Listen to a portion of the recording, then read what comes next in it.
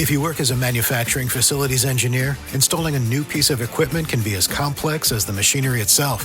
From prep work to alignment and testing, it's your team's job to put it all together. That's why it's good to have Grainger on your side. With industrial-grade products and next-day delivery, Grainger helps ensure you have everything you need close at hand through every step of the installation. Call 1-800-GRAINGER, click Grainger.com, or just stop by. Grainger, for the ones who get it done.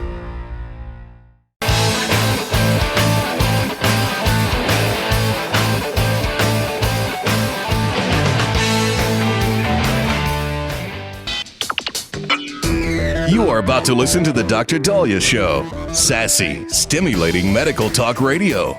Any medical advice Dr. Daliah Wax gives on her show should not be substituted for an actual visit to your medical provider. And now, here's Dr. Daliah.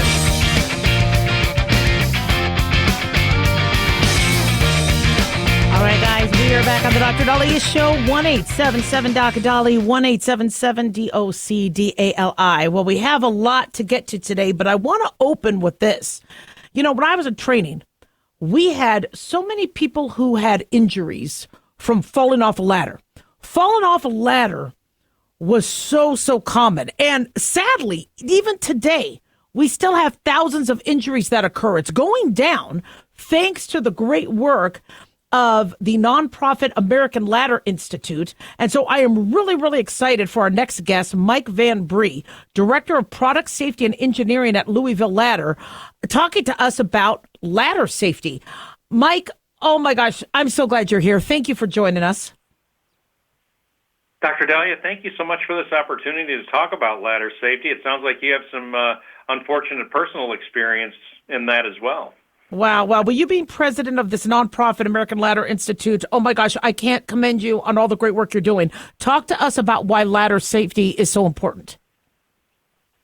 Well, like you said, there's thousands of injuries, serious injuries, and even fatalities that are occurring every year, and we've been making a difference, and we want to continue to do that. So the good news is that virtually all of these accidents are preventable with proper training and awareness by the climbers, and that's why National Ladder Safety Month exists. We want to help people learn the right way to use their ladders, whether that's at home or on the job. I think people very commonly think it's just a ladder. I know what I'm doing. I don't need anybody to tell me what to do. I just put one foot in front of the other, and that's a unfortunate thought process because there are steps that need to be taken. Some might say fairly straightforward or open and obvious points, but we want to highlight those, and our efforts over the last 9 years of doing this seem to be making a difference. We're seeing a decline by over 20% in the last 5 years in particular, and we want to continue that trend. Talk to us about those tips. Sure. These are all things that are on the warnings and instructions on the ladder. Ladders are unique. They have the information you need to use it safely on the labeling that's on the product. It's not like an appliance or other tools that have an owner's manual. Ladders have all that information on the labeling. So it's right there. Please, if I can't get you to do anything else, please take a moment and read those labels and refresh your recollection of how you want to use that safely. But what are those steps? It's really 4 key steps. So you want to select the proper ladder, you want to inspect it. Once you've chosen that ladder, you want to set it up properly, and you want to use it appropriately. So I'll hit those highlights for each one of those. Selection is really 4 things. Are you going to use a step ladder, or are you going to use an extension, a leanable extension ladder? What material is it made of? Are you working around electricity? If you are, you need to use a non-conductive fiberglass ladder. If electricity is not a concern, a lightweight aluminum ladder can be a great choice. You want to make sure that the height of the ladder is going to allow you to work safely, get to the work you need to do. It's not too tall, it's not too short, and you want to make sure that the capacity of that ladder is going to cover the weight of the user, the climber, plus any materials or equipment that they have to support. Now, when you talk about inspecting it, what are you looking for? Well, you're looking for anything that's loose, damaged, missing. And if you see something, take that out of service, get it repaired before you use it. Proper setup, what you want there is making sure that it's stable. So that means firm, level ground, all 4 feet of a step ladder supported. It's not teetering like that table at the diner where, lean on one side, lean on the other. Don't stick a pamphlet under it. Don't stick a pamphlet under it to level it. Yeah. Yeah. No napkins. No napkins Right. under ladder feet. Yeah. And then if it's an extension ladder, we want to make sure that you've got the 75-degree setup angle. If it's too shallow an angle, the ladder's potential for slide out increases tremendously. So you want to make sure you use the proper angle. If you're getting off onto a roof, for example, you need 3 feet, approximately 3 feet of ladder extending above the contact point so that you've got something to hold on to as you get on and get off the ladder at elevation. And now in terms of use, you want to make sure that you're keeping your hands free. You're maintaining 3 points of contact with the ladder. Don't carry a bunch of things up. Keep your awareness on your climbing, on your work, and don't overreach. Those are the real highlights, and those simple habits will make a huge difference in preventing falls. I also recommend taking the American Ladder Institute's free online training, and these are video-based trainings at laddersafetytraining.org. We know that about 100,000 people a year are taking these trainings that are free and readily available. We want to increase that number. We want more people to take advantage of that and use that information to help keep themselves safe. I love it. I love it. In the last minute or so, the ladders have gotten better over time. What are some of the differences you see with modern ladders now that can help prevent falls?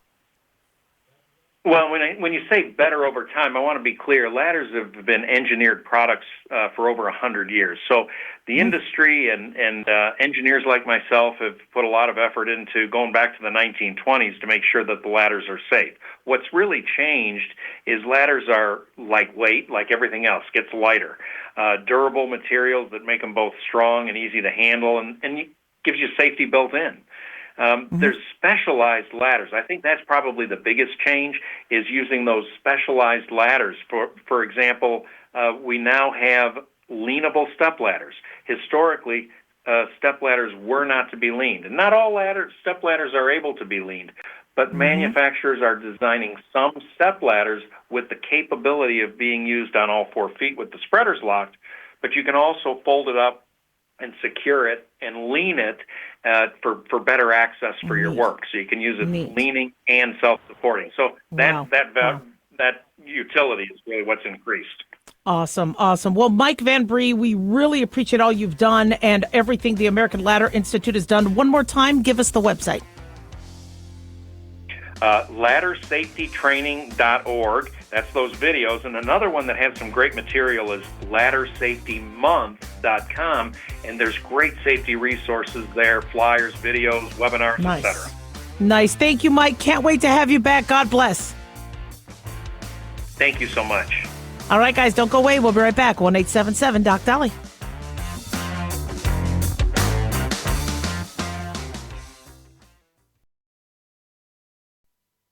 Dr. Daliah here. Are you tired, burned out, gaining weight, succumbing to the daily pressures of life? Well, how's your dopamine doing? How you feel right now, how you'll feel an hour from now, and how you'll feel next week is completely reliant on your dopamine. Our daily motivation and willingness to push through challenges depends on the intricate chemical process dopamine provides. Christian Kalikas and I created Deploying Dopamine, a book that tells you what dopamine is, when it dysfunctions, and how to successfully deploy it when needed. Find Deploying Dopamine on Amazon today. Check it out. At Hotshot Secret, we share the science behind common diesel problems and their solutions. For example, Hotshot Secret Stiction Eliminator. Stiction, that sticky friction, undermines the performance of diesel engines. Third-party ASTM testing verifies that Stiction Eliminator removes 2 times as much stiction than any alternative on the retail shelf. Stiction Eliminator is formulated to be left in the engine oil. It works as you drive. Available at truck stops, Tractor Supply, O'Reilly's Auto Parts, and online at HotShotSecret.com. Hotshot Secret.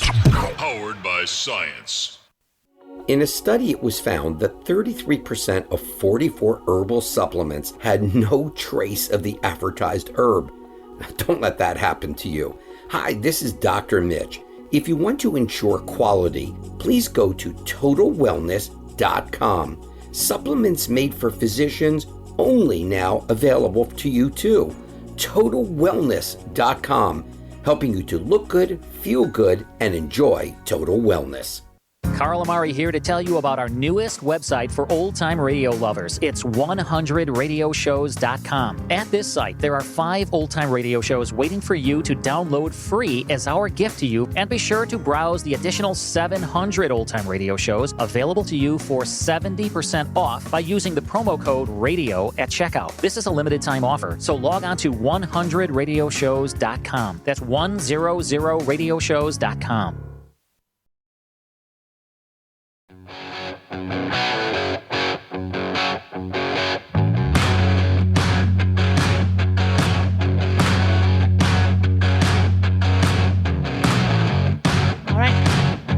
Back on the Dr. Daliah Show. Thank you all for tuning in. 1-877-DOC-DALI, 1-877-DOC-DALI. Big thanks to Talk Media Network for making the show happen. Big thanks to Daniel, our producer, and big thanks to you all for tuning in. We really do appreciate it. Don't forget to follow us on Twitter or X at Dr. Daliah, Facebook, The Dr. Daliah Show, YouTube, click like and subscribe. And if you ever miss any of our shows, go to drdaliah.com. So, interestingly, but not unexpected, fewer women are taking their husband's last name when they get married. Now, I did. I wanted to have my husband's last name. I thought it would be exciting. Now, maybe it's because my last name was Zodiru with a Z, and I was always at the bottom of the class, not academically, but in terms of last. And being Z-O, I mean, it's not even Z-A, it's Z-O. Zucker or Zuckerberg would have been after me. But I couldn't wait to be Wax. I thought it was super cool. And I was very traditional like that. But nowadays, things are a lot different. And women are really rethinking if they want to change their name. And some of the things, and I speak to a lot of professional women. I have a lot of students who are now physicians, and there's a lot of reasons for it. For them, one is they've already established themselves professionally. So they already have a name. They've built a name. They've had that name now for 25, 30, 35 years. Remember, a lot of us got married when we were a lot younger.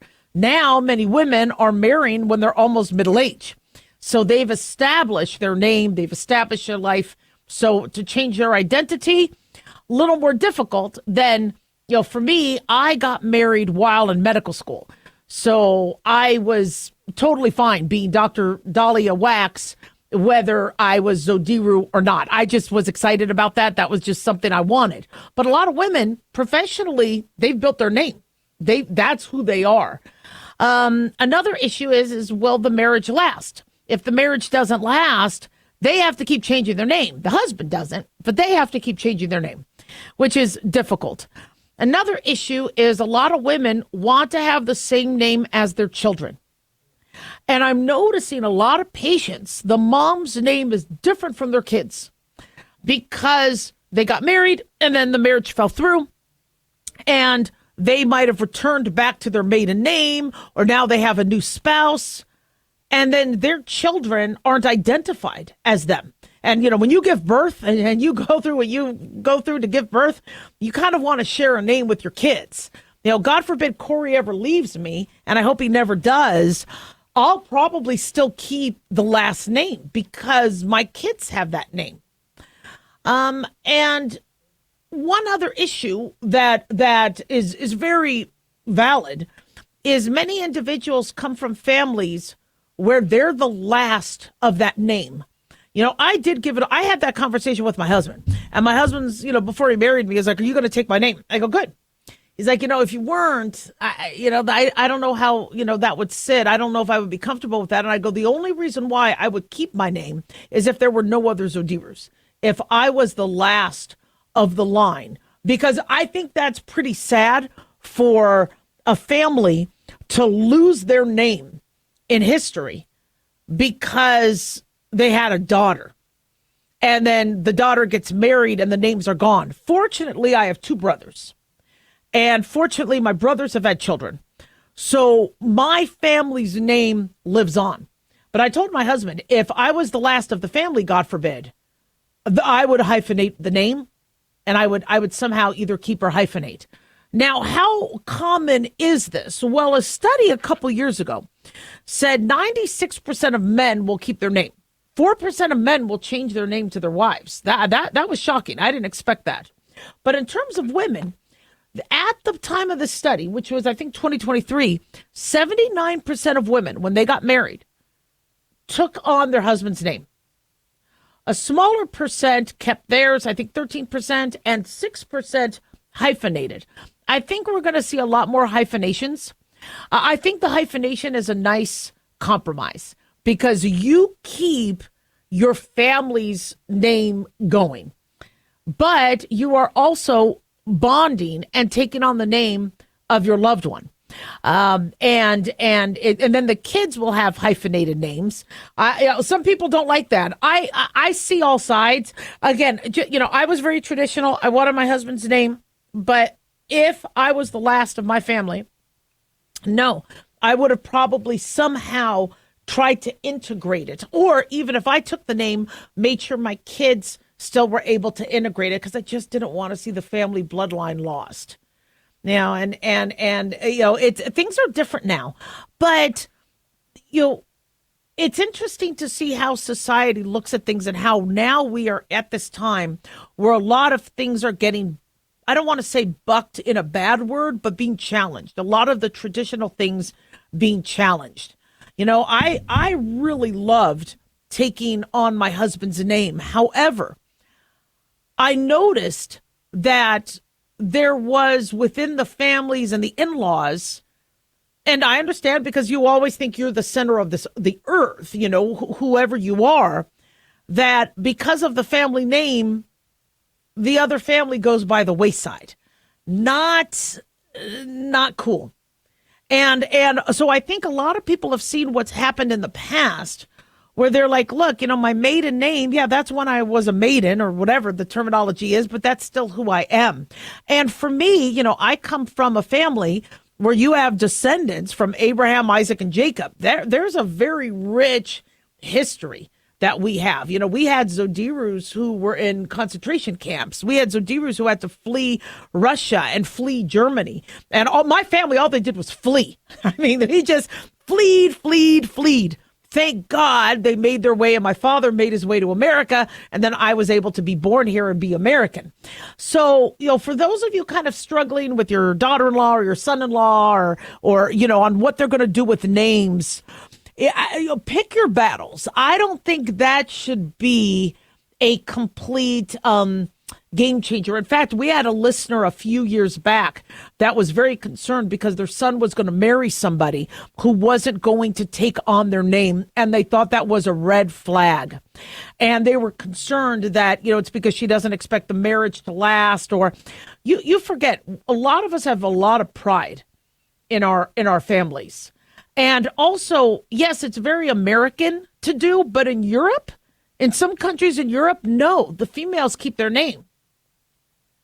So, you could have, we are a melting pot from people with multiple backgrounds. And with their backgrounds, they want their name to continue.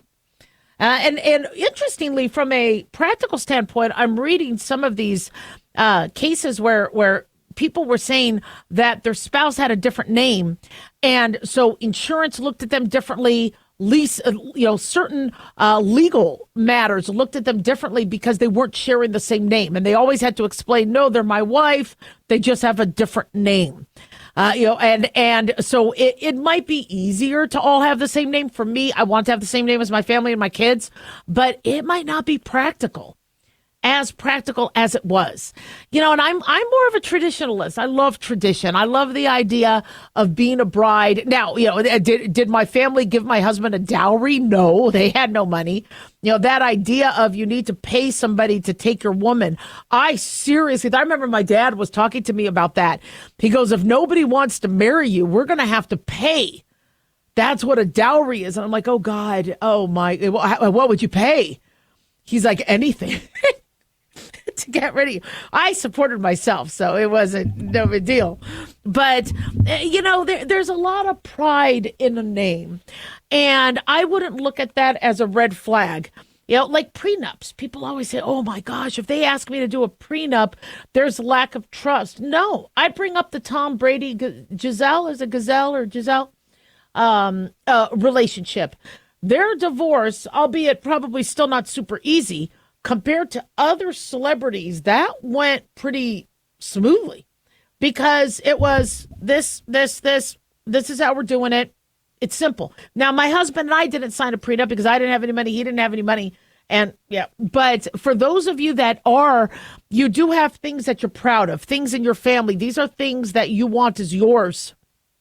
It might not necessarily have to be, called, let's say, a prenup. If there are things that are of your family that you don't want your spouse to take and destroy, you're allowed to choose things that get to be yours. I understand everything is community property, but you don't have to necessarily call it a prenup. Say, these are things that are my family's. And you could always, have your family own it or et cetera. But we live in a time where the majority of marriages don't work out. And you do need to be practical about that. Like I said, for me, if God forbid Corey leaves me, I'm still keeping his name. Whether he wants me to or not. I like the name Wax. Pretty good. But professionally, I'm Dr. Daliah. So if I do marry, let's say, Jimmy Garoppolo and I become Dr. Daliah Garoppolo, I'll still be Dr. Daliah to you. 1-877 Dr. Daliah, don't go away.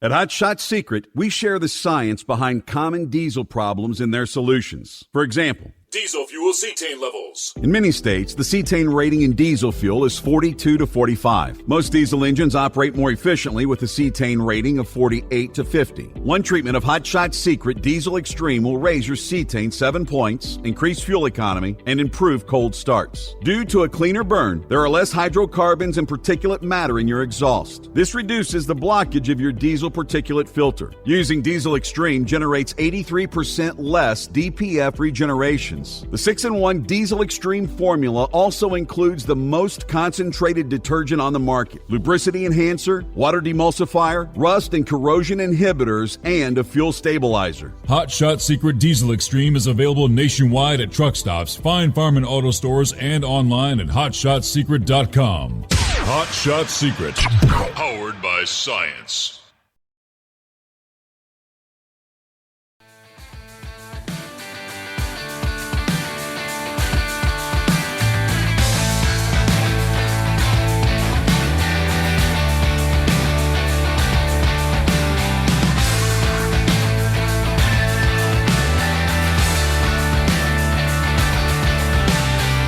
All right, we are back at the Dr. Daliah Show. Thank you all for tuning in. 1-877-DOC-DALI, 1-877-DOC-DALI. Okay, so one thing I really fear as a doctor and then as myself as a patient is I don't want to get chronic back pain. Seeing what my patients went through with their chronic back pain scared the living daylights out of me. I don't want to have any chronic pain. And sadly, the older we get, the more we run the risk of having back issues. The more car accidents we're in, the more ski accidents we're in, the more things that get done to us. I forget how many total car accidents I've been in. I forget. But that did a number on my back and my neck. And when I say neck, I'm also back, I'm also including neck. I'm talking about the spine, the cervical, thoracic, and lumbar. And then even coccyx. Sometimes my coccyx hurts. It's our old rudimentary tail. And so when I see individuals struggle with low back pain, they could be on a variety of different treatments, anywhere from anti-inflammatories and pain medications to injections to surgery to chiropractic manipulation or osteopathic manipulation to massage to ice. And there are a lot of things we use for low back pain. But a recent study said only 1 in 10 of them actually work. Now, we got to take the study with a grain of salt, because if you have low back pain and you love your osteopathic doctor or chiropractor, or you love your massages, or you love your injections, okay, then it's helping you. But this study on a whole really kind of looked at things And let me kind of review that with you. So this was a study that was published in BMJ, Evidence-Based Medicine.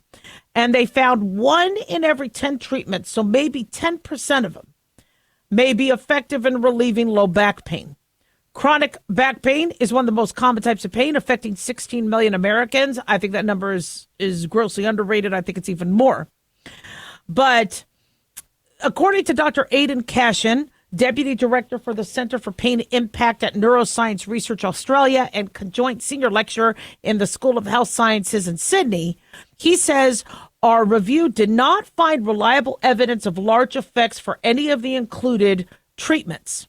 Now, they looked at 300 randomized controlled trials, looked at data on 56 non-surgical treatments, 56 different ones for acute low back pain, chronic low back pain, a combo of that. And they looked at pharmacological, like NSAIDs, like Motrin, naproxen, muscle relaxants, non-pharmacological exercise and massage.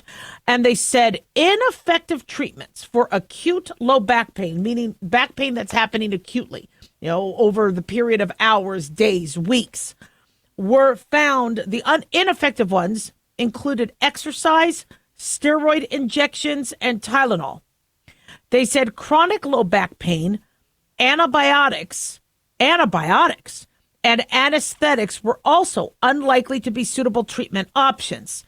Now, antibiotics. This is being reported by Fox News. If antibiotics were tested, you should not really be using antibiotics for pain. However, a lot of people are doing that because they notice their UTI pain goes away, their throat pain goes away within an hour of taking an antibiotic. So we think there might be some anti-inflammatory effect, or maybe there's a change when the antibiotic comes in and there's starting to be this pharmacological change.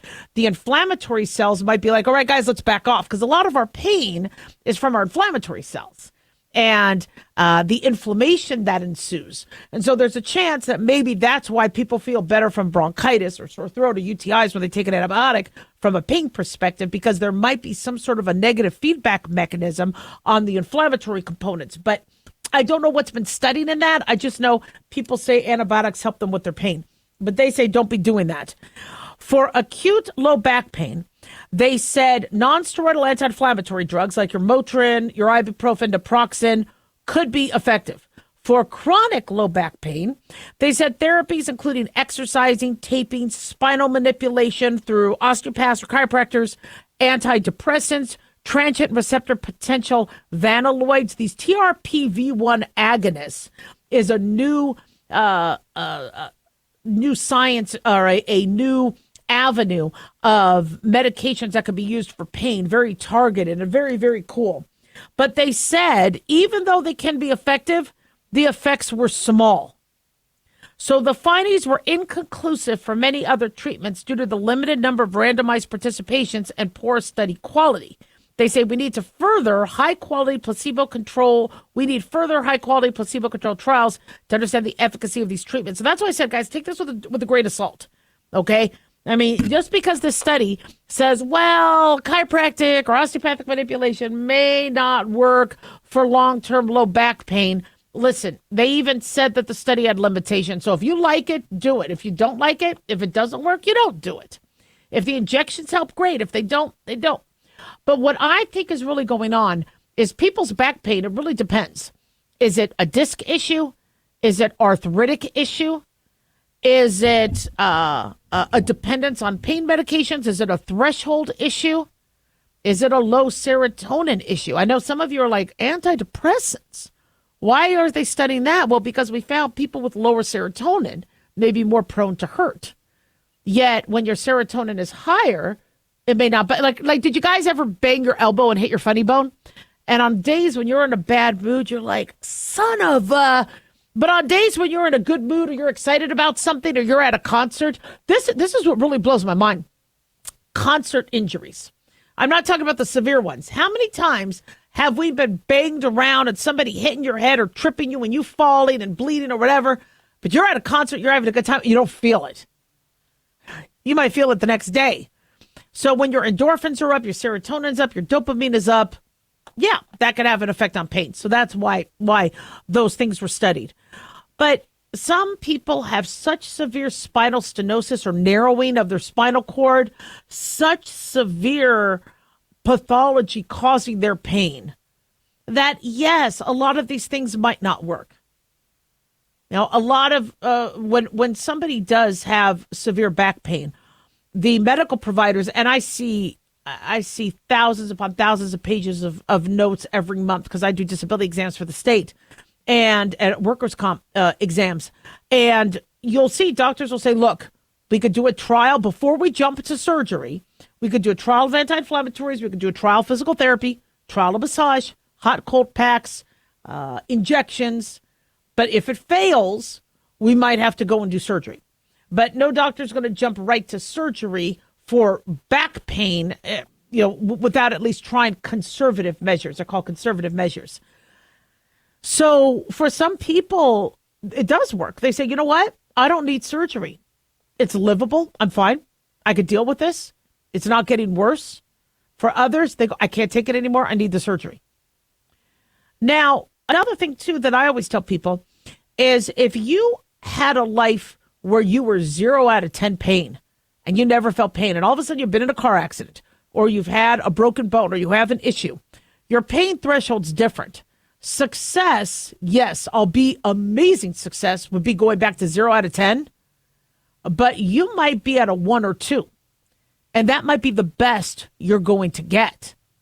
And you have some individuals that will sadly hurt themselves by taking pain pills and do other things because they're like, but I'm not pain free. So because I'm still having some pain, I need to take something. I need to do more. And they don't realize that the 1 or 2 out of 10 might be your new norm. I have hip pain and knee pain. I was very lucky after my ski accident or after my car accidents to go down to 0 pain. But on some days, if I think about it, I'm like, okay, wow, yeah, it's a 2. That's a 3.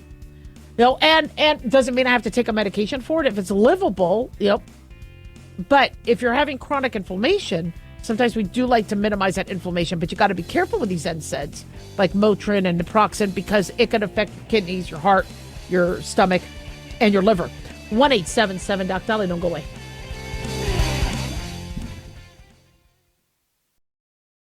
Hi, guys. Dr. Daliah here. Addictions can sneak up on us and come in many forms, whether it's drugs, alcohol, sex, video games, porn, or something less obvious, such as food, internet, or shopping. Addiction can seem innocent at first and then evolve into an insurmountable evil. In our book, Addiction Basics, Caitlin Kalikas and I dive into the common addictions and provide tips for identifying and preventing these before they sneak in and take over our lives. Addiction Basics can be found on Amazon or my website, drdaliah.com. Check it out. At Hot Shot Secret, we share the science behind common diesel problems. For example, Diesel fuel cetane levels. the cetane rating in diesel fuel is 42 to 45. Most diesel engines operate more efficiently with a cetane rating of 48 to 50. One treatment of Hot Shot Secret Diesel Extreme will raise your cetane 7 points, increase fuel economy, and improve cold starts. Hot Shot Secret Diesel Extreme is available nationwide at truck stops, fine farm and auto stores, and online at hotshotsecret.com. Hot Shot Secret, powered by science. At Hot Shot Secret, we share the science behind common diesel problems. For example, Product claims without proof. every trucker on the road has heard product claims about an additive that simply didn't match their experience. Proof is found from third-party testing by a recognized, credible source. That's proof. Hot Shot Secret's Stiction Eliminator will improve your performance and fuel economy. For proof, we engaged the Ohio State University Center of Automotive Research to conduct an EPA-certified fuel economy test with Stiction Eliminator on a FedEx truck, a 2006 P500 Freightliner with 247,000 miles. The test showed a 3.6% increase in highway driving fuel economy from Stiction Eliminator, an oil additive. The complete report from OSU is available for download at hotshotsecret.com. That's proof. Hot Shot Secret Stiction Eliminator, available at truck stops, Tractor Supply, O'Reilly's Auto Parts, and online at hotshotsecret.com. Hot Shot Secret, powered by science.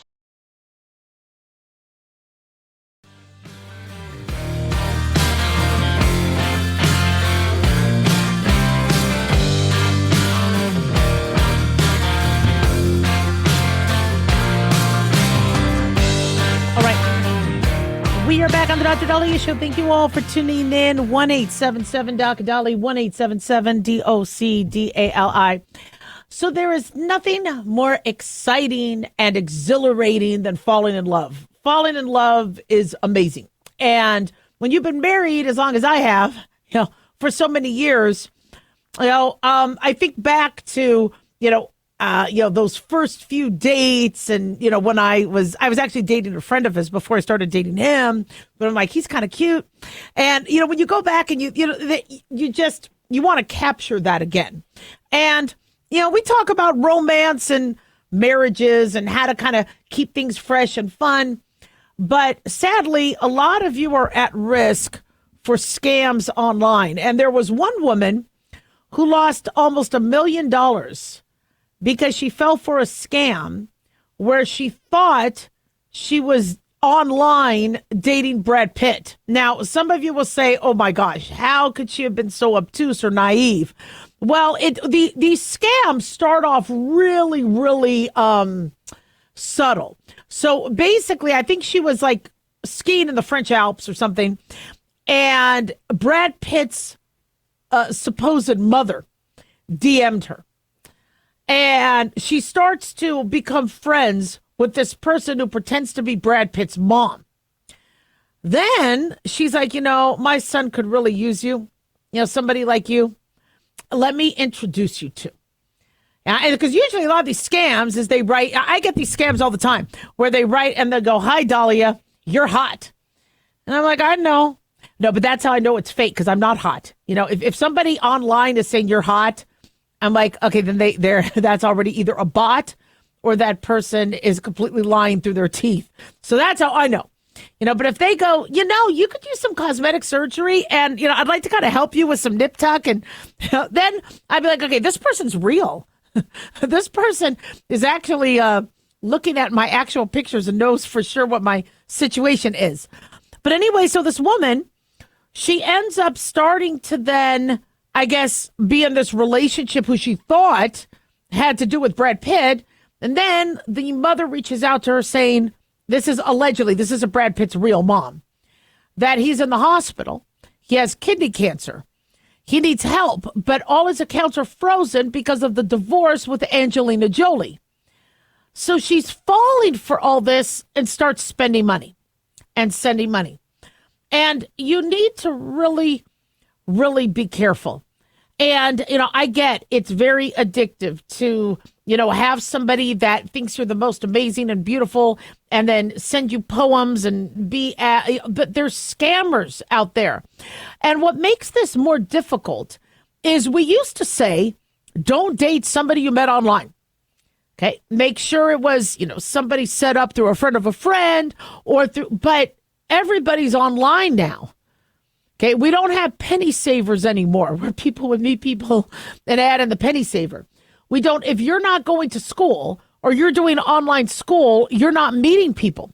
The average date is being set up online. That's frightening. I'm Gen X. I could not imagine being on a computer trying to find someone to date. No wonder we have so many people out there that are single or celibate. You know how scary that is? I'll look at some of my friends' pictures online, and I'm like, whoa, I just saw you a couple weeks ago. You lost 60 pounds that quick? I don't say that. No, but that's the way they were able to get the angle. And, come on. And so these pictures, they're not necessarily fake, but you can now have AI fix your photo. And I've put up some AI pictures, and they're like, oh, wow, you look great. You look hot. I'm like, yeah, I do, but it's thanks to AI. You know how much money I spend on makeup and hair and lashes and nails? I should just have AI do it all, but I'm not dating, thank God. For those of you who are, or you're alone and you want that companionship, you're very vulnerable. And so be cautious. Valentine's is coming up, which I can't stand. I think Valentine's is the stupidest holiday. There's all this pressure. So if you're married or if you're in a relationship, there's all this pressure that you have to do something good, because if what you do is not as good as somebody else, it's ridiculous. And you should be showing your love 365 days a year. It shouldn't just be about one day. And then if you're single, you feel like something's wrong with you. And so I think Valentine's Day stinks, but there's going to be a lot of people going, I can't believe I'm single on Valentine's Day. I can't believe I'm single on Valentine's Day. This is horrible. This is embarrassing. Well, then so now there's going to be somebody going, hi, I hate being single on Valentine's Day. I'm not saying we need to date, but I see you online. I've been following you. You're really funny. Hi, I'd like to meet you for coffee. And here you are thinking that is completely benign. And it could be. So, how to tell if it's a scam? Well, one is if they're being overly demonstrative with their compliments or their flattery. They don't know you, and so if they're already saying you are so beautiful inside and out, you're like, really? I stepped on a bug the other day and said score. I really, how do you know I'm beautiful inside and out? It starts to kind of, yeah. If they, if they, shall we say, try to step up the timeline of the relationship faster than it needs to be. Because remember, these scam artists, they need money. And that's why they're doing it. And they might not put 3-4 months in to the relationship. So they're going to be why wait? That Harry met Sally. I want to spend the rest of my life with you, and I want the rest of my life to start today. It's a beautiful line, very romantic, but he knew Harry met Sally for about 10, 15 years prior to that, or 20 years, I forget. Okay, somebody that's just meeting you online, please. Also, if they're not friends of people you're friends with. I get these emails and these DMs all the time from people that have no mutual friends, and you're like, they're bots, whatever. But if you do see that they do have mutual friends and people and you look at there and they obviously hang out, you can at least do your research. Do your research on these people. But a random person online, you got to be careful. And always live by the rule, I'm not giving you money. Now, I know that's hard if you're already a month or two into this and you want to look generous. Generosity and being unselfish and altruistic are very sexy qualities. And you want to show that, but you don't have to show that by giving them money. All right? If they, are attracted to you because you hosted a blood drive. Very sexy, by the way. If you guys want to really look sexy and get a date, host a blood drive. You meet people, right? You're showing that you're helping out. Very sexy. Do that. Also, what's very sexy is listening to really good talk radio. So if you really want an in, you could say, I listen to the Dr. Daliah show. Ooh, oh my gosh, wow. Man, where's the nearest hotel room? Hey, look, I'm trying. But once money gets into play, a big sign of a scam is they're overseas. Now, you could date somebody overseas. Overseas is exotic. I got to tell you, all you have to be is Italian. And I'm interested. I just love, really, you're in Italy right now? I am on a plane to meet you. But that's a red flag. Okay? If somebody says, I'm out of the country. If you're like, I'd like to meet you. Let's meet for coffee. And they always come up with reasons why they can't. That's a concern. Or they say, my credit card is full. Max, I really want to see you. Can you help pay? That's a scam. So do your homework, do your research, and don't fall for it. Okay? 1-877-DALIAH.